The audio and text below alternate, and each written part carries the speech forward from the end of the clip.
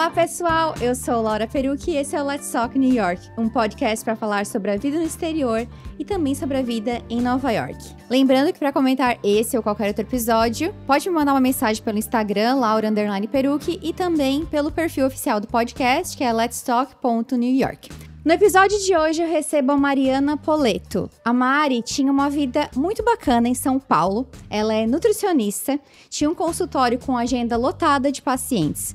Uma carreira de sucesso, como ditam as regras. Apesar de dar check em muitas caixinhas das regras estabelecidas pela sociedade para uma vida feliz, ela não estava feliz. E várias coisas passaram a não fazer mais sentido. A falta de contato com a natureza também acabou culminando o seu processo de mudança para Bali, onde ela mora há quase 3 anos. Hoje ela continua atuando como nutricionista, mas leva uma vida mais leve e mais feliz. Quando eu soube da história dela, não tive dúvidas de que seria uma ótima história para contar aqui no podcast, já que a Mari tem aprendizados e visões de vida fora da caixinha. Já queria agradecer a Alessandra, que nos conectou. Então, Mari, seja muito bem-vinda, muito obrigada por topar o convite de estar aqui no podcast, compartilhando mais essa história tão linda. Muito obrigada, o prazer é todo meu. A Ale falou de você, eu super me interessei, fui fuçar seu trabalho e falei, me põe em contato com ela, vamos conversar. Então, bora! Como que era a tua vida e a tua rotina em São Paulo? Eu morei em São Paulo por 12 anos, pouco mais, quase 13 anos. Originalmente, minha família é gaúcha, mas eu morei minha vida toda em Natal. E aí, quando eu comecei a faculdade de nutrição, eu decidi que eu ia transferir minha faculdade para São Paulo em mais ou menos 2008.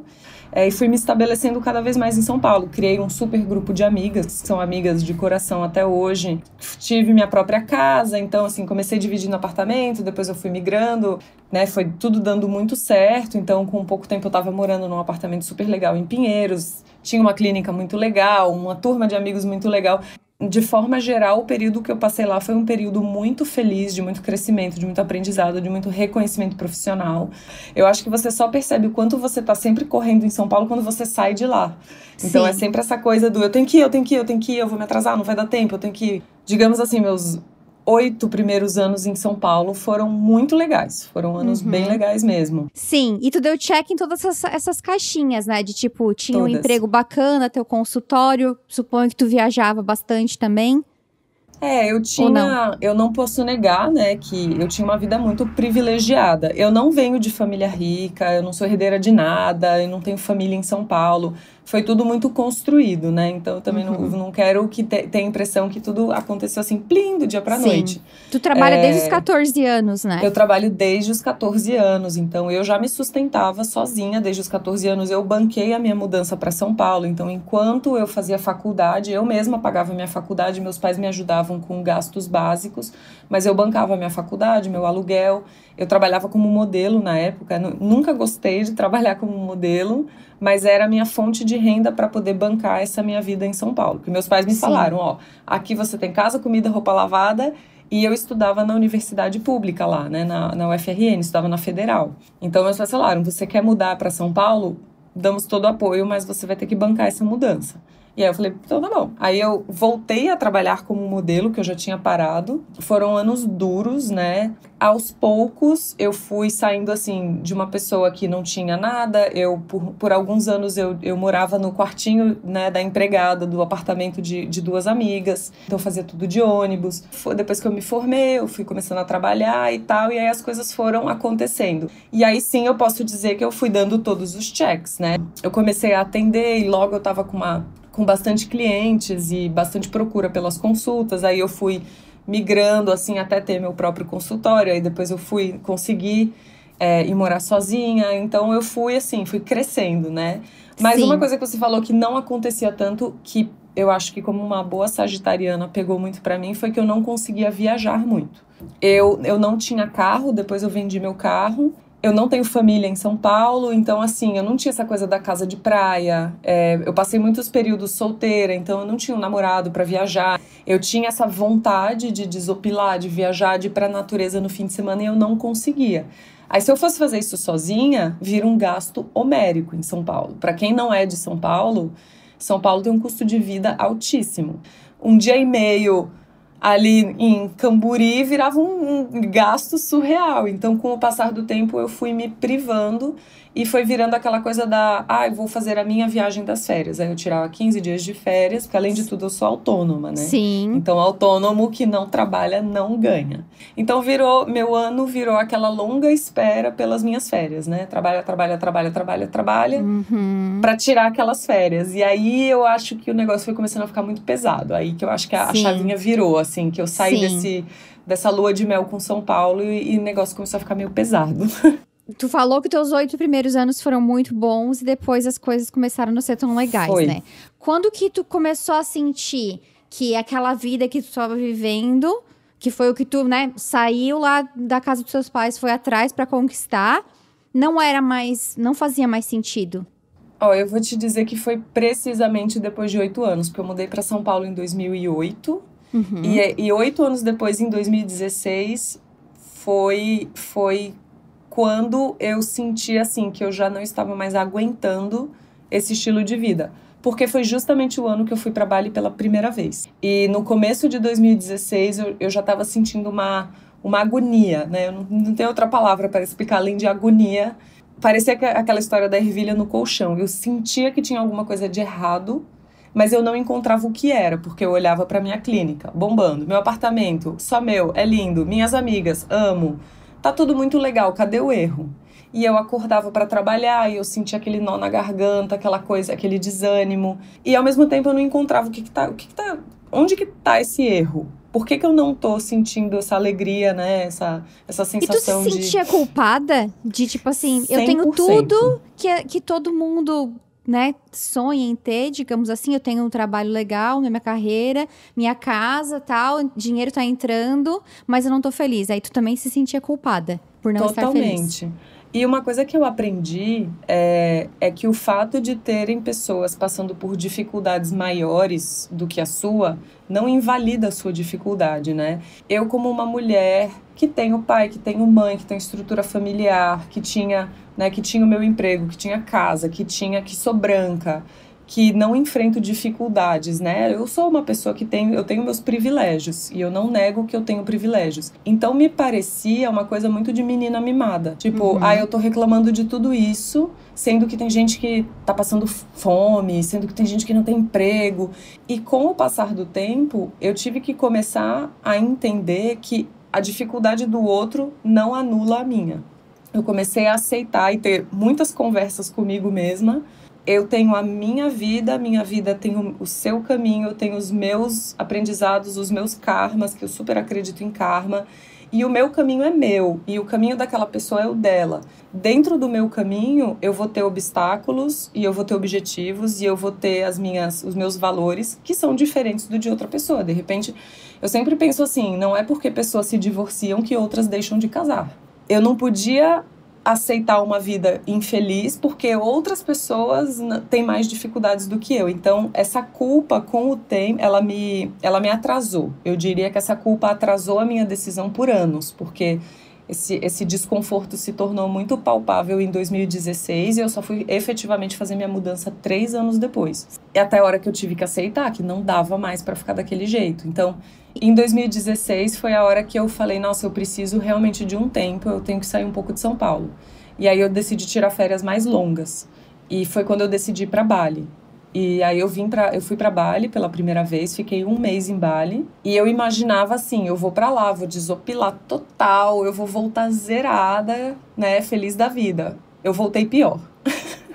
Porque quando eu voltei, o choque de realidade foi ainda mais assim, foi aquele tapa na cara que me deu um chacoalhão. Então, quando eu voltei para São Paulo, eu tive os meus 3 primeiros dias depois de Bali, eu tinha crises de choro, assim, que eu não queria levantar da cama. Eu não tinha vontade de fazer nada, eu só queria ficar deitada na cama chorando. O mês em Bali foi a viagem mais especial que eu já fiz na minha vida, mas a volta, pareceu que eu voltei assim, para dentro de uma nuvem cinza e aí eu falei, nossa, tem realmente alguma coisa muito errada acontecendo. E aí principalmente para mim, foi esse processo de aceitar e integrar o que eu não estava feliz tendo tudo, né? Tendo esse tudo que todo mundo te ensina que se você tem, é igual a ser feliz. Sim. Então foi quando eu comecei a me abrir mais, assim, para ok, beleza, eu aceito. Eu tenho tudo e não tô feliz. Faça as pazes com isso. Você não é mimada, você não é ingrata, você não é privilegiada que quer mais. Não, você só não tá andando no caminho que te faz feliz. Então, aí eu comecei a tentar entender, então, o que eu queria, né? Se não era aquilo tudo que eu tinha, então o que é? E teve algum turning point, assim? Como que tu chegou na decisão de sair do Brasil, que a princípio seriam para 6 meses, né? E por que tu decidiu ir para Bali e não para outro lugar? Eu acredito muito que a vida, eu digo que a vida é aquele, como é que chama? Pinball. Sabe que vai jogando a bolinha para um lado e a bolinha para outro? Eu digo que a vida é um pinball. Você vem meio para cá, ela pum, te dá um tapa pro outro lado. Você vai mais para lá, ela pum, te dá um tapa. Ela vai te direcionando, né? Você às vezes quer seguir esse caminho aqui, ela te dá um tapa e te joga para lá. 2018 foi o meu ano pinball. Porque a vida foi me dando cada tapa, assim, foi me tirando de pessoas, de situações, foi me jogando num canto, assim, que eu sinto que ela me deixou meio sem saída, tipo, de tudo, término de relacionamento, me afastei de algumas pessoas, tinha alguns planos que não deram certo, então, assim, eu ia me comprometer ainda mais com uma clínica, ia assinar contrato, e aí de última hora deu errado, e eu falava, aquela sensação de que as coisas estão dando errado. Sim. E, na verdade, as coisas estavam dando certo, né? A vida estava falando, não, você não vai ficar aqui, sai daqui. Então, tipo, ela foi me tirando essas coisas que iriam me comprometer. O que, às vezes, a gente entende que as coisas estão dando errado, né? Eu entendo hoje em dia que a vida tá te redirecionando. Ela tá falando, não, se você seguir por esse caminho, você vai deixar de ver esse sinal. Então, sai disso aqui, passa por aqui, porque aqui você vai conhecer uma pessoa que vai te falar uma coisa que vai... Se pequenas coisas não tivessem acontecido em 2018, pequenas e grandes... várias outras coisas não teriam acontecido e eu não teria tido a coragem de bancar essa decisão. Mas eu acho que, assim, a principal mudança a principal situação que pra mim foi esse ponto de que eu falei, agora chega, foi porque meu pai teve um problema de saúde no final de 2018, então no Réveillon de 2018 para 2019, a família toda, né, minhas irmãs eu tenho 2 irmãs que moram na Europa, cada uma num país, então a família toda se encontrou e pra gente passar o fim de ano juntos. E fazia muito tempo que eu não via todo mundo, né? Eu só trabalhava, eu era super workaholic em São Paulo. E quando eu vi o meu pai com esse problema de saúde, foi um choque, assim, pra mim. Porque meu pai sempre foi atleta, saudável, vaidoso, e de repente eu vi meu pai bem fragilizado e tal. E se isso acontecer comigo? E se eu trabalhar minha vida inteira pensando em curtir lá na frente aquela história de, na aposentadoria a gente vive? Sim. E se acontecer? E se eu tiver uma doença no meio do caminho? Porque não precisa nem ser nada trágico, né? Se eu morrer. Não, e se eu tiver um câncer, se eu perder uma perna, não sei. Eu lembro que à noite, assim, teve um dia que eu tava dormindo, e aí era aquele inverno na Europa, aquele frio, o dia que é escuro o dia inteiro. Então foi um Réveillon bem pesado, assim, pra mim. Sim. E aí eu fiquei pensando assim, se eu acordasse amanhã, fosse no médico e ele me diagnosticasse assim com uma doença degenerativa. Eu fiz esse exercício de pensar assim, eu iria estar em paz com como eu vivi minha vida até agora? Tipo, não, tudo bem, eu vou ter minhas limitações, talvez eu não viva mais muitos anos, não sei o que vai acontecer, né? Tem um câncer terminal aí, mas eu tô feliz, eu tô realizada, eu aproveitei, eu vivi muito bem. Aí me deu um pânico de eu ver que eu me arrependeria, assim, mortalmente dos meus últimos anos, de como eu vivi os meus últimos anos. Só enfurnada numa clínica, trabalhando. Aí eu tava tão cansada que chegava o fim de semana, eu passava o dia inteiro no sofá dormindo. Basicamente era aquela coisa, academia, trabalho, casa, academia, trabalho, casa. Chega, eu quero viver, eu não quero só trabalhar e juntar dinheiro e comprar coisa. Eu falei, isso não é vida pra mim. Logo depois do Natal, acho que foi dia 27 ou 28 de dezembro, sim, aí eu trabalho com um planejador financeiro, né? Ele me ajuda e tal. E eu mandei uma mensagem pra ele, eu falei, desculpa, eu sei que é tipo dia 29 de dezembro, e aí no Brasil são 7 horas da noite, mas eu preciso falar com alguém. A primeira pessoa que eu falei foi meu planejador financeiro. Ele se chama Edson, né? Ele tem uma consultoria que chama Dell Consultoria, e eu falo dele com o maior orgulho, porque ele foi talvez a pessoa mais fundamental no meu processo de mudança. E aí ele me ligou na hora, ele falou, conversa comigo, o que tá acontecendo? Aí eu falei, Edson, eu tô assim, perdido, não sei o que fazer. Eu quero tirar um período sabático. Eu achei que ele ia falar, olha, isso é muito lindo, é um sonho, mas não é viável. O quê? Na mesma hora ele falou, bora, quando? Aí eu falei, não sei, o mais rápido possível. Ele falou, eu vou montar uma planilha aqui, não sei o que, amanhã, 8 horas, a gente se reúne, porque ele se empolgou mais do que eu. Eu achei muito legal essa atitude dele. E ele me falou assim, você tem que juntar dinheiro, né, você tem que se sustentar, mas você também tem que viver. Bum, tomei essa decisão. E começou a história do que eu vou fazer, né? Depois que eu voltei pra... E eu não falei pra ninguém, não falei pra minha família, não falei pros meus amigos. E aí foi que uma segunda coisa muito legal, né? Que eu falei, essas coisas da vida... Uma coisa muito legal que aconteceu. Eu adoro estudar. E eu pensei assim, poxa, eu tô nessa correria de trabalho, faz tanto tempo que eu não estudo. Aí eu pensei, se eu ficasse, de repente, em São Paulo, mas, tipo, vivesse uma vida sem compromissos durante 6 meses. Fosse no parque todo dia, fizesse yoga, de repente desse pra praia com uma amiga no fim de semana, e aí eu estudo, faço curso, não sei o quê. Me parece uma solução viável, não vou gastar tanto dinheiro, eu já tenho meu apartamento. E aí eu tinha decidido que eu ia fazer isso, um período sabático em São Paulo. É meio engraçado essa decisão. É total zona de conforto, né? É. Total. Tipo, eu vou ficar aqui no meu sofá. Sabático em São Paulo. Quando eu pensei nisso, e isso me pareceu uma boa solução, um paciente meu, que mora em Nova York, chamado Gabriel, ele me mandou uma mensagem falando assim, Nutri, vi essa frase e lembrei de você. Aí quando eu abri a frase, tinha escrito assim, você não se cura no lugar que te adoeceu. Uau!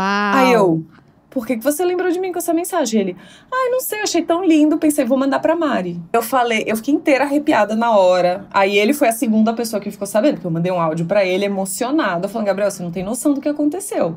Aí contei tudo pra ele, aí ele ficou doido, aí ele, Nutri, vai embora. E aí foi quando eu falei, ok, eu tenho que sair daqui. Aí essa urgência de sair de São Paulo, ela se concretizou. Eu juntei vários fatores, né? Sempre, meu sonho de infância, de criança, assim, 7 anos de idade, sempre foi aprender a surfar. E aí, quando eu decidi tirar o período sabático, eu falei, eu vou finalmente aprender a surfar, eu vou fazer aula de surf. Então, eu fui juntando vários fatores. Onde é que eu podia fazer uma aula de surf? Pode ser Portugal, Califórnia, Costa Rica, legal. E aí, eu pensava, mas Portugal eu vou gastar em euro, não tenho grana pra bancar isso. Estados Unidos, o American Lifestyle não me atrai tanto, eu acho muito parecido com São Paulo. Aí pensei na África do Sul, porque eu já morei na África do Sul, aí a água é muito fria, tem tubarão, o inverno lá é meio... Não, eu quero ir pra um lugar de sol e praia, eu quero andar descalça. E aí, do nada, me veio o Bali, assim. Eu falei, gente, óbvio, eu vou pra Bali. É claro, qual é a dúvida? E nisso, só que isso tudo aconteceu em janeiro. E aí, pelos meus planejamentos financeiros, eu teria que trabalhar mais 6 meses e trabalhar mais do que nunca. Então, assim, sim, pra poder ir, em julho. E aí eu fui com essa ideia de ficar 6 meses, né, tirar esse período sabático. Mas eu vou ser bem honesta, assim, no minuto que eu pisei em Bali, eu já sabia que ia ser uma mudança de vida. A hora que eu cheguei lá, que eu relembrei, né, eu tenho alguma coisa com Bali aí, porque eu chego lá, tipo assim, eu me arrepio inteira, meu coração acelera. E desde o primeiro dia em Bali, desde o primeiro dia que eu cheguei lá, eu sentia uma naturalidade muito grande de estar ali, sabe? Tipo, a sensação que eu tinha era que eu sempre deveria estar lá. Acabou que o que era para ser um período sabático nunca foi, porque os meus pacientes começaram a me procurar. Tipo, eu não posso te ligar aí rapidinho, eu só queria tirar umas dúvidas. Você não topa me atender por telefone? Quando eu vi, eu já estava trabalhando de novo. Num ritmo diferente, né? Num lugar diferente, num lugar que eu andava 3 metros, eu estava dentro do mar. Essa transição da minha vida, do meu trabalho para Bali, tudo aconteceu de uma forma muito tranquila. Sim. E aí, quando chegou no dia 14 de janeiro, completava os 6 meses e eu tinha já minha passagem da volta marcada, aí eu tinha que tomar a decisão, porque eu larguei tudo em São Paulo no pause. A minha clínica, o meu apartamento todo mobiliado. Sim. Eu tinha tudo em São Paulo. Eu só fui viajar e já volto. Eu vou ser bem honesta, eu tinha medo de voltar e a vida me sugar de novo. E nessa dia, semana que vem eu tenho que resolver isso. Não, ainda tenho que visitar meus pais. Mas eu quero ficar mais um pouco com as minhas amigas. Eu tinha medo de perder esse timing. E aí eu decidi que eu ia simplesmente ficar e meio que me desfazer de tudo, assim. Eu basicamente dei meu apartamento para 2 irmãs. Elas, basicamente eu falei, fiquem com tudo. Manda num caminhão lá pra Natal, pra casa dos meus pais. Que, aliás, eu fui ver essas caixas quase 3 anos depois, agora em janeiro, nas férias. Que a Mari tá falando lá, porque agora, nesse momento, ela tá gravando comigo em São Paulo, onde ela está de férias. né? Isso. Volto daqui a 4 dias pra Bali. Acabou minhas férias no Brasil. Tu tem umas reflexões bem interessantes sobre o que é sucesso, né? Que a gente até já falou brevemente, e como que a gente valida a nossa felicidade por fatores externos. Eu queria que tu falasse mais sobre isso, e como que tu se deu conta disso. E quando eu falo fatores externos, não são nem só coisas, são pessoas também, né? E aí eu acho que já assim, entra essa questão. Eu vi coisas. que quando tu postou das coisas e que tu disse que ficou chocada e tal. Então, já pode incorporar isso aí. Como São Paulo é uma cidade que, para você ter lazer, você ou acaba gastando muito dinheiro ou você acaba fazendo coisas do tipo restaurante, bar e festa. Todo mundo fala, mas tem museus. Tá, mas você não vai no museu todo fim de semana. Você não vai num show todo fim de semana, até porque custa caro. Quem vive o dia a dia de São Paulo sabe que você tem opções extremamente limitadas de lazer. Você tem uma praça, você tem o Ibirapuera, mas aí você pega um puta trânsito para chegar no Ibirapuera, e aí chega no Ibirapuera tem 1 milhão de pessoas e você não consegue correr. Facilita muito que o lazer em São Paulo se torne consumo. Se torne consumo de bebida, consumo de alimento, consumo de droga, consumo de festa, consumo de coisas. Eu fui muito fácil para essa coisa do consumo das coisas, né? Principalmente assim, roupa, mulher, né?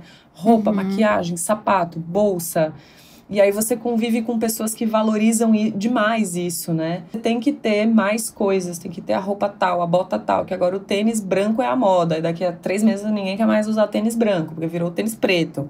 Às vezes eu me pegava, por exemplo, eu trabalhei igual uma condenada a semana inteira, tive pós-graduação sábado e domingo o dia inteiro, saí da pós-graduação domingo, 6 horas da tarde. Vai acabar minha semana em 4 horas. Aí eu vou dar uma passada no shopping. Aí eu entrava numa loja, comprava qualquer coisa, só pra ter aquela sensação de tipo, eu tô vivendo, eu tô curtindo. E várias vezes eu falava comigo, eu mereço. Ah, que vestido lindo. Nossa, mas caro, hein? Ah, mas quer saber, eu trabalho pra isso, então eu vou me dar de presente. Aí tinha aquele rush de dopamina na hora que você pega a sacola e vai pra casa.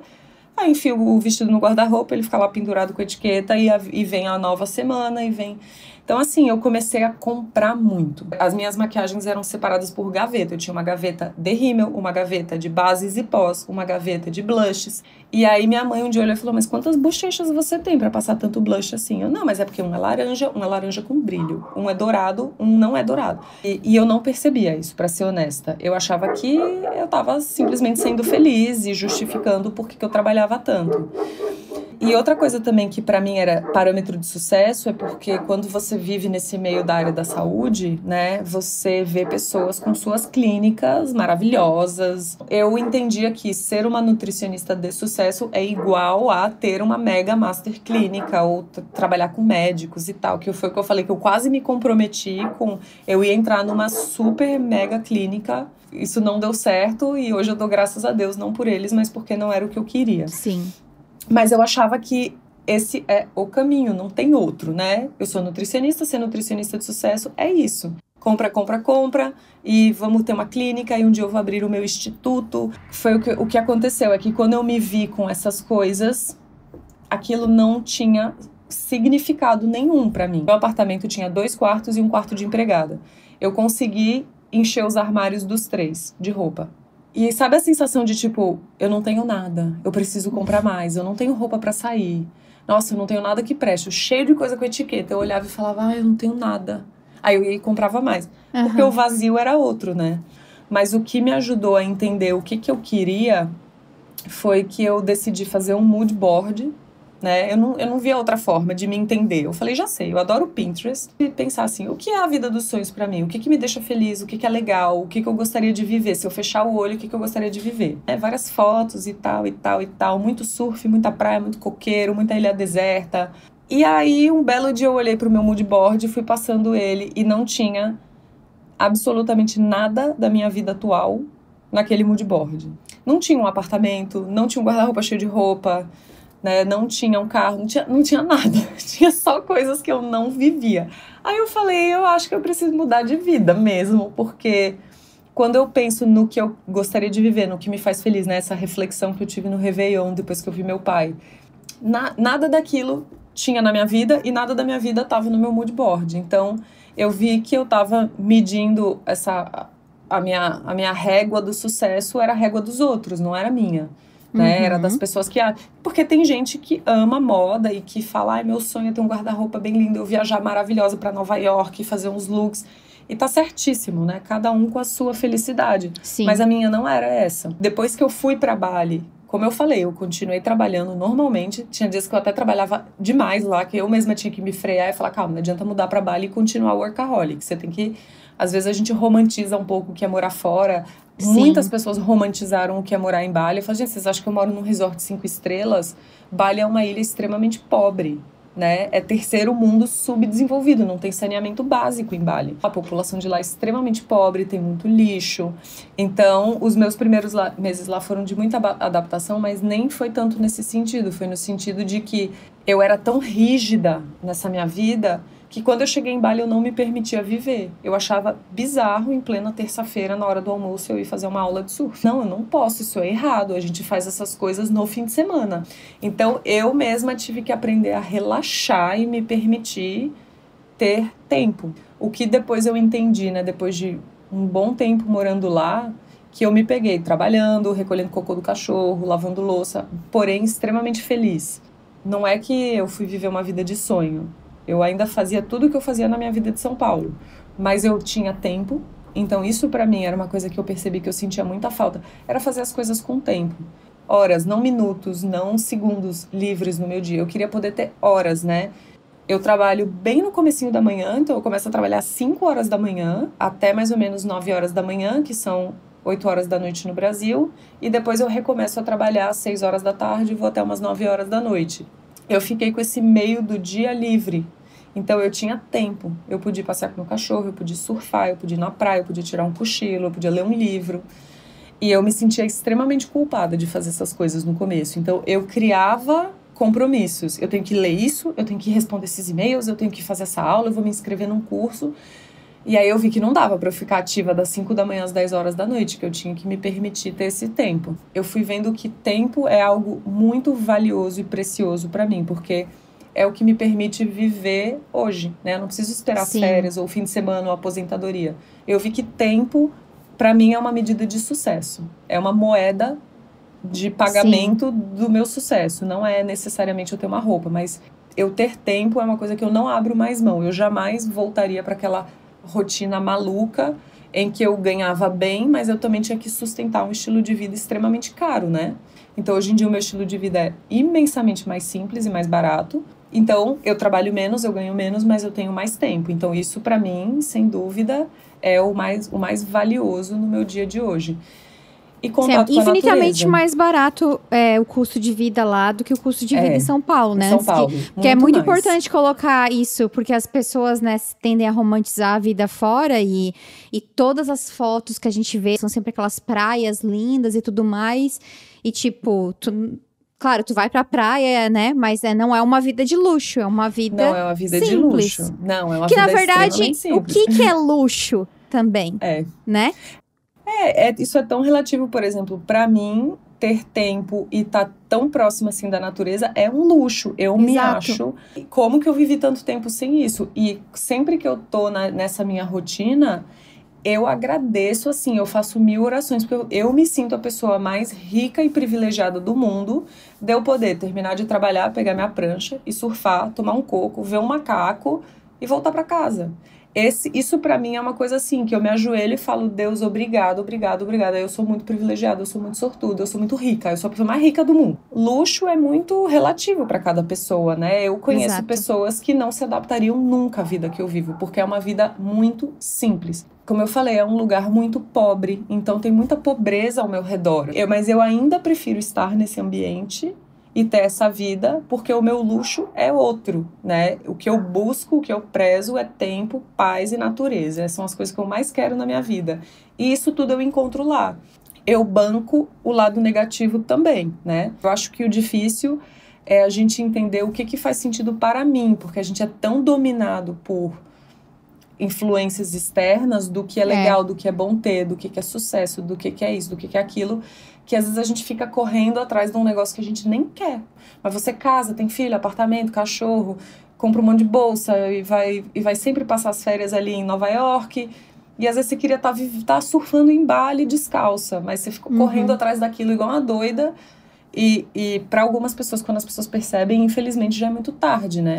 E era isso que eu não queria viver. Eu falei, cara, se eu chegar nos meus 50, 60 anos e me arrepender, vai ser uma dor muito grande, porque não tem volta. Foi a hora que eu falei, ou eu tomo essa decisão agora, e depois que eu voltei, né, depois desses quase 3 anos que eu voltei pro Brasil, eu fui buscar minhas coisas. É a primeira vez que tu tá no Brasil. Primeira vez. Bom, tu também mudou em julho de 2019, logo depois que começou a pandemia, 6 meses depois, Logo né? depois. Quando eu cheguei, a minha mãe falou, a gente tem que ir lá no depósito pegar seu monte de caixa. Eu falei, nossa, mãe, eu nem lembro o que tem nessas caixas. Ela perguntava, o que tem lá? Eu falava, eu não lembro.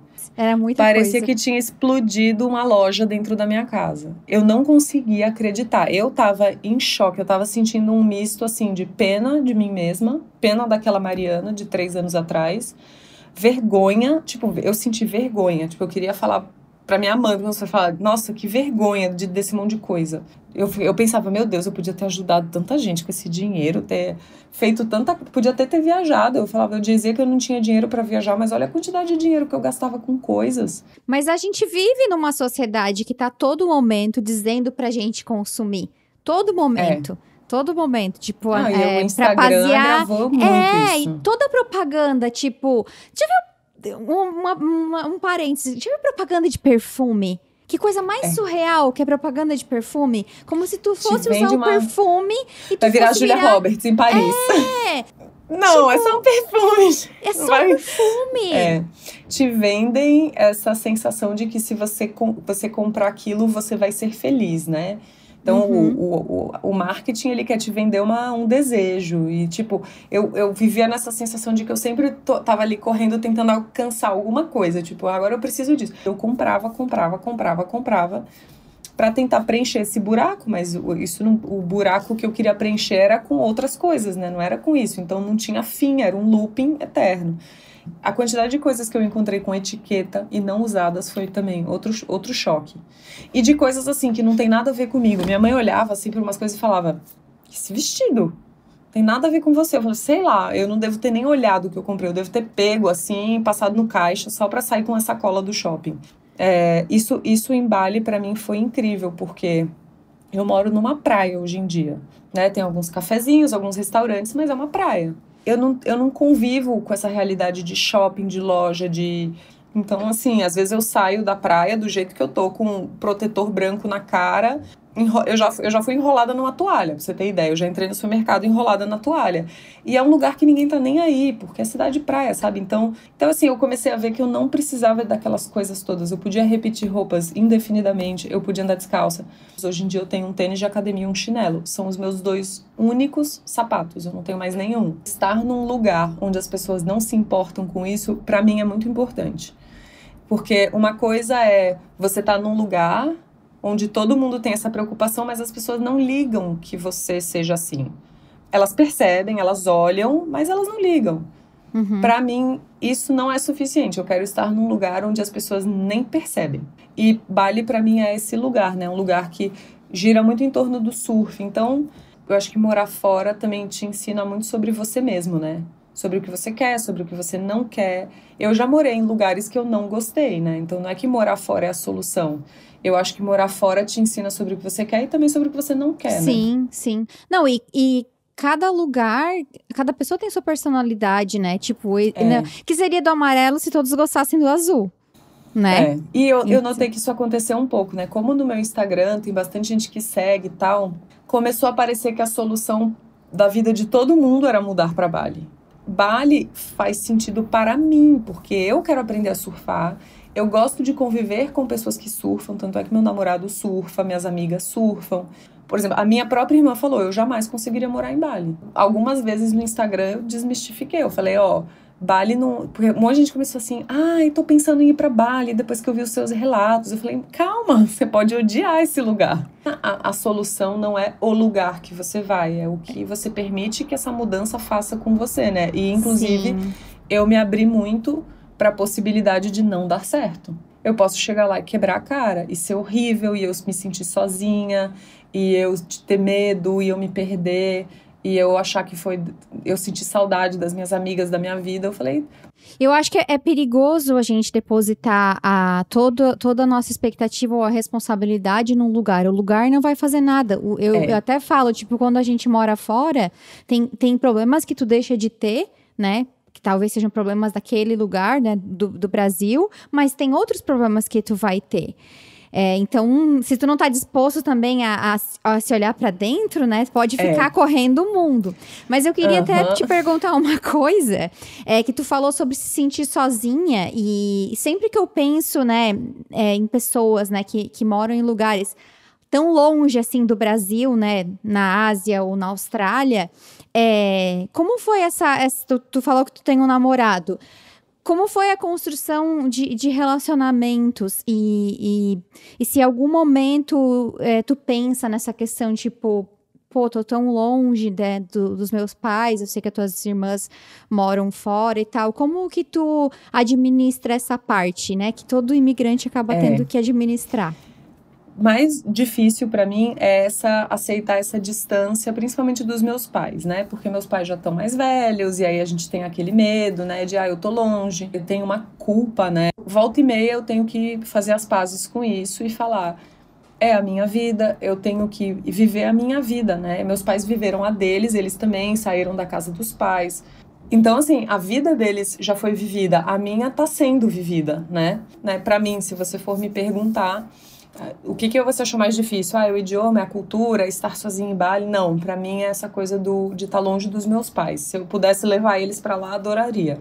E também dificulta, porque eles, pra ir pra Europa é rapidinho. Então, eles já foram algumas vezes ver minhas irmãs, mas ninguém nunca foi pra Bali. Então, sou sempre eu que vou ter que vir, né? É uma viagem extremamente longa, cara e cansativa. Então, não é uma coisa que eu vou fazer a cada 3 meses, é uma coisa que eu vou fazer uma vez por ano. Agora, o meu sobrinho nasceu. E eu vou provavelmente conhecê-lo quando ele tiver mais de 1 ano. Então, isso tem um lado também, né? Não são só flores e surf e pôr do sol. Tem um lado que é bem dolorido, né? De você estar ausente dos momentos importantes. Lá em Bali, é um lugar que a pessoa facilmente pode se sentir muito sozinha. Porque Bali é um lugar muito de passagem. Muita gente vem... Passa aí alguns meses, que é mais ou menos no meio do ano, que é a temporada de surf. Chega setembro, vai todo mundo embora. E aí começa a temporada de chuva, que aí ninguém quer ficar lá, né? Que são das monções, que é chuva o dia inteiro durante 4 meses. E também é um lugar que as pessoas vão muito nesse propósito que eu fui, do tipo, vou me descobrir, vou fazer yoga, meio comer, rezar e amar. Então eu vi que Bali não é um lugar fácil de fazer amizade, né? Porque tá todo mundo buscando o seu propósito de vida, tá todo mundo mudando de cidade, tá todo mundo passando a temporada de surf ou verão. Eu tenho Instagram e telefone de umas 50 pessoas que eu só vi uma vez. É aquela coisa, né? Você tá cercado de gente, mas tá sozinho. Então, se você, assim, não é uma pessoa que lida bem com ficar sozinho, Bali não vai ser o lugar pra você. Chegou uma hora que eu cansei, assim, eu falei, eu assumo que eu meio que me fechei, assim, pra amizades. Eu vivi a minha vida, aí tem uma comunidadezinha pequena de brasileiros lá, que acaba que todo mundo se junta, né, então... que virou a minha comunidadezinha de amigos, mas que eu tô bem feliz. Tu tem alguma dica, tipo assim, como de certa forma aceitar isso? Porque tu tem todas essas coisas que te fazem feliz, né? Que é o surf, é a vida simples, tá na praia e tudo mais, mas vem todos os ônus, né? Tipo, a distância da família e não ter um círculo de amizade que muitas vezes no Brasil, né, a maioria das pessoas tem. Tu ficou, assim, meio que lutando com isso? Ou não? Ou se teve algum ponto que tu, tipo, aceitou que ia ser assim e tu tava disposta a pagar o preço das tuas escolhas? Teve. Eu acho que na hora que eu decidi ficar, né, que eu decidi que eu não ia voltar pro Brasil, dia 14 de janeiro, eu não posso tomar essa decisão, largar tudo que eu tenho no Brasil, tudo que eu construí, por um capricho, porque eu quero surfar um pouco mais, né?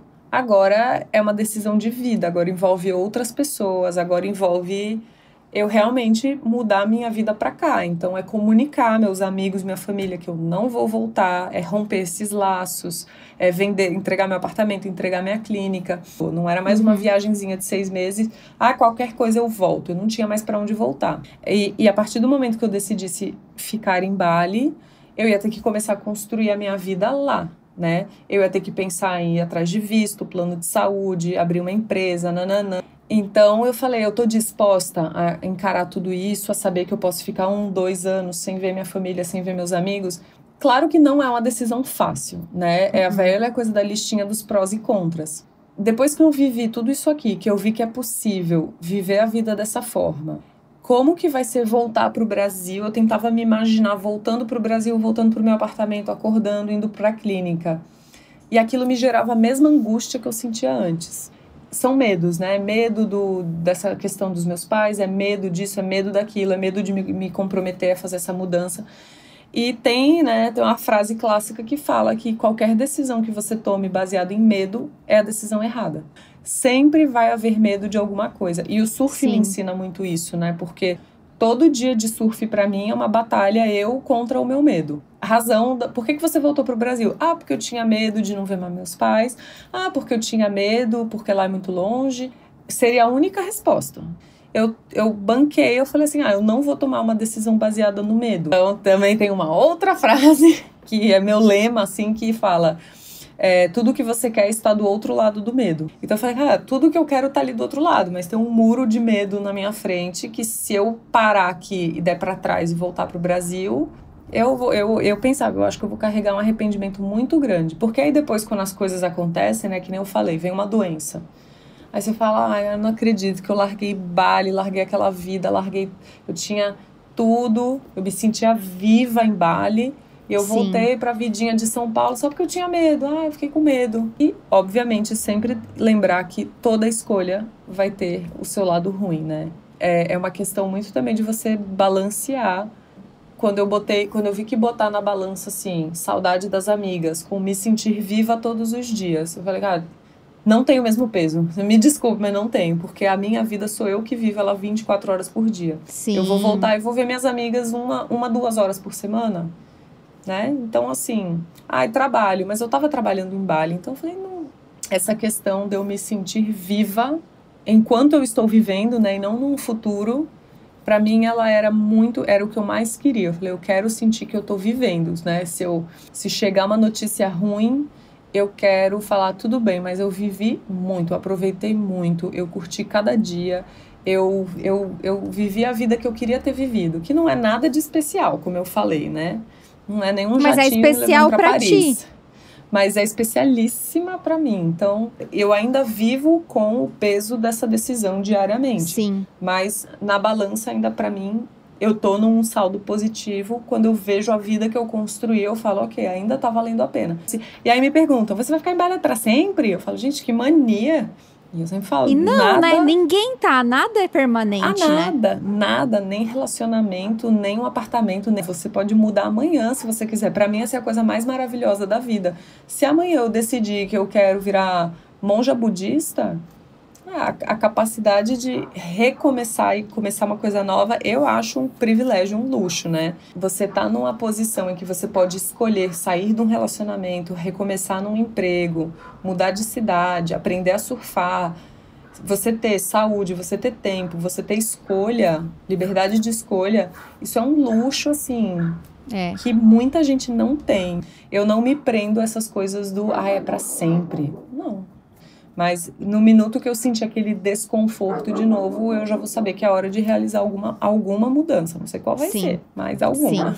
Sim. Ô Mari, pra gente dar um fechamento, eu vi que tu falou, né, que as pessoas falam, agora eu quero ir pra Bali e tal, mas que também muitas pessoas falam pra ti, eu queria ter essa coragem, se Deus quiser, não sei o quê. E aí tu fez uma reflexão sobre isso. Então, pra todo mundo que tá escutando a gente, né, e tem, que seja o desejo de morar fora ou qualquer outra coisa, e que elas pensam que precisa de muita coragem e que elas não têm essa coragem, o que tu diria para essas pessoas? Eu sempre achei que fazer esse tipo de mudança era uma coisa que outras pessoas faziam, né? E hoje eu sou essa pessoa. Como eu disse, eu não tenho nada de diferente, nada de especial, eu não sou herdeira, eu não tinha dinheiro para fazer isso, né? Eu tive que juntar esse dinheiro, eu tive que me replanejar, me reorganizar. Eu sei que isso não é uma mudança para todo mundo. Mas dentro dessa esfera de privilégios que eu sou uma pessoa pé no chão e simples, classe média como qualquer outra, foi possível. E eu vejo que para muitas pessoas que estão nessa mesma condição que eu, o que falta é essa coragem. Não é dinheiro, não é possibilidade, é muito a coragem de dar a cara a tapa para a vida. Eu venho de uma cidade pequena, né, Natal, então as pessoas, eu digo que elas nascem, crescem, reproduzem e morrem lá, naquele mesmo bairro, indo para os mesmos lugares, vivendo a mesma vida durante 30, 40, 50 anos. E isso não era algo nunca foi algo que eu queria, tanto é que eu saí de casa muito cedo, né? Fui trabalhar como modelo, morei em Milão, em São Paulo, tudo com 14, 15 anos, porque eu já pensava, não, tem muita vida nesse mundão e eu quero ver essa vida, não quero ficar aqui, né, rodando no mesmo lugar, não. Eu já tinha essa coragem desde pequena, de meio que me jogar. Então não é tipo, a Mari é corajosa porque ela não sente medo das coisas. Não, eu vou me morrendo de medo, mas eu vou. Uhum. Eu sou assim no surf, às vezes eu chego e falo pro meu namorado, não, o mar tá muito grande, eu não vou. Aí quando eu vejo, eu já tô entrando no mar, eu tô me borrando inteira, eu tô pensando, o que eu tô fazendo aqui? Meu Deus, eu vou morrer. Mas eu tô lá, eu vou.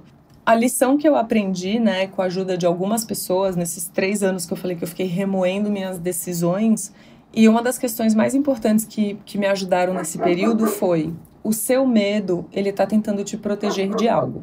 Ao invés de você esbarrar no seu medo e parar, converse com ele. Do que você está tentando me proteger? O que de pior vai acontecer se eu tomar essa decisão? Se eu me separar, se eu largar o emprego? E quando você entende do que o seu medo está tentando te proteger, você também consegue achar soluções. Ou você, pelo menos, você tira esse fator surpresa do medo, né? Tá, se tal coisa acontecer, eu posso fazer isso, ou eu posso fazer aquilo, ou eu posso fazer aquilo. Então, se tal coisa acontecer, você já tinha se preparado para aquilo. Não é mais uma surpresa. E você, inclusive, já tinha pensado em possibilidades, né? Não tira o fator assustador da coisa. Eu comecei a entender quais eram os meus medos e por que eu sentia eles.